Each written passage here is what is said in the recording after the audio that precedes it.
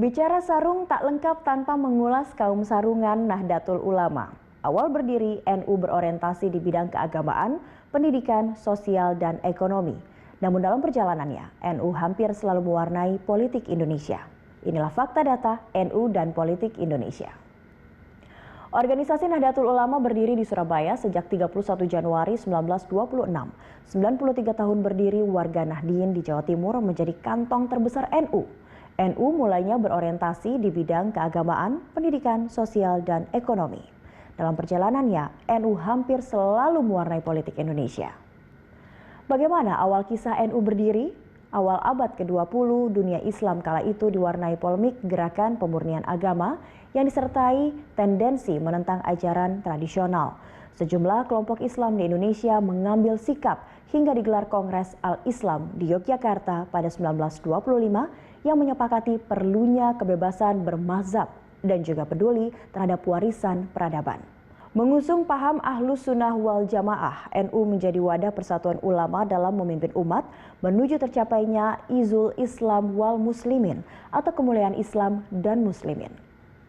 Kiai Haji Hashim Asy'ari yang ditunjuk sebagai Rais Akbar pertama merumuskan kitab Qonun Asasi atau prinsip dasar dan kitab Itiqad al-Husunah wal Jamaah. Kedua kitab ini yang menjelaskan latar belakang dari hitah NU, yaitu sebagai dasar berpikir dan bertindak dalam sosial, agama maupun politik. Seiring waktu, NU tak hanya besar di lingkungan pesantren, tapi juga merambah ke berbagai lapisan masyarakat. Pada 1930, NU menjadi anggota Majelis Islam A'la Indonesia, federasi, partai, dan organisasi kemasyarakatan Islam pada masa penjajahan Belanda. Pada 1935, NU mendeklarasikan konsep Darussalam. Konsep ini tak mengharuskan berdirinya negara Islam dan menjunjung tinggi keberagaman. Tidak hanya itu, NU juga mengeluarkan sebuah resolusi untuk menanggapi peluang kembalinya penjajah pasca kemerdekaan. Ketika Inggris mulai datang ke Surabaya pada 1945, Rais Akbar NU Hashim Asy'ari menerbitkan resolusi jihad. 21 dan 22 Oktober 1945, pengurus NU se-Jawa dan Madura menggelar pertemuan di Surabaya untuk menyatakan sikap atas upaya Belanda menguasai Indonesia dengan membonceng sekutu. 22 Oktober 1945, Kiai Haji Hashim Asy'ari lewat resolusi jihad mewajibkan para santri berjuang mempertahankan tanah air. Momen ini dianggap penting sebagai bentuk internalisasi gagasan dan paham kebangsaan khususnya dalam NU. Ini membuat pemerintah pada tahun 2015 menetapkan setiap 22 Oktober sebagai Hari Santri Nasional. Bentuk pengakuan sejarah atas komitmen kebangsaan para santri dan ulama mempertahankan dan mewujudkan cita-cita kemerdekaan Indonesia. Nahdlatul Ulama berarti kebangkitan ulama. Awal November 1945, Partai Masyumi berdiri dan NU masuk ke dalamnya. Namun, 7 tahun berselang pada 1952, NU meninggalkan Masyumi dan mendirikan partai politik. Ikut berkontestasi dalam ajang politik praktis di pemilu 1955, NU berhasil menduduki urutan ketiga perolehan suara. Di bawah Partai Nasional Indonesia dan Masyumi dengan perolehan suara 6,995 juta atau 18,41%. NU mendapat 45 kursi parlemen. Di pemilu 1971, NU bahkan berhasil menempati peringkat 2 di bawah Golkar dengan 10,213 juta suara atau hampir 19%. Namun asas tunggal Soeharto yang menyederhanakan peserta pemilu menjadi 3, yaitu P3, Golkar, dan PDI meminggirkan partai NU. Di 1975, NU bergabung dengan P3. Hingga akhirnya pada Muktamar NU ke-25 di Situbondo, Jawa Timur, NU mengukuhkan kembali ke Hitah 1926 dan menerima Pancasila sebagai asas organisasi.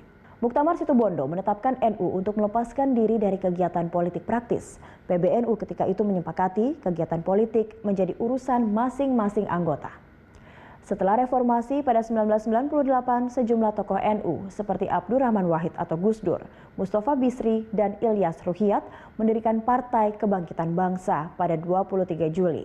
Dan pada 1999, Gus Dur terpilih menjadi presiden.